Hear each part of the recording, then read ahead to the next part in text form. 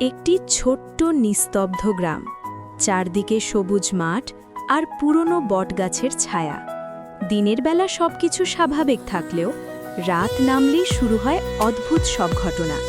গ্রামের মানুষ বলে, মাঝরাতে বটগাছের নিচে অচেনা ছায়া নড়াচড়া করে আর শোনা যায় ফিস ফিস শব্দ। একদিন শহর থেকে আসা এক তরুণ রাহুল এই রহস্যের সত্যতা জানার জন্য বেরিয়ে পড়ে। হাতে শুধু একটি টর্চ আর সাহস নিয়ে সে পৌঁছে যায় সেই বটগাছের কাছে। হঠাৎ তার টর্চের আলো কাঁপতে শুরু করে আর চারপাশে ঘন কুয়াশা নেমে আসে। হঠাৎই সে দেখে গাছের নিচে একটি অস্পষ্ট অবয়ব দাঁড়িয়ে আছে। রাহুলের হৃৎস্পন্দন বেড়ে যায়। সে এগিয়ে যেতে চাইলেও অদ্ভুত এক শক্তি তাকে থামিয়ে দেয়। পরদিন সকালে গ্রামবাসীরা শুধু রাহুলের টর্চটি খুঁজে পায়, কিন্তু রাহুল কোথায় গেল তা আজও অজানা রহস্য হয়ে রয়ে গেছে। আইজ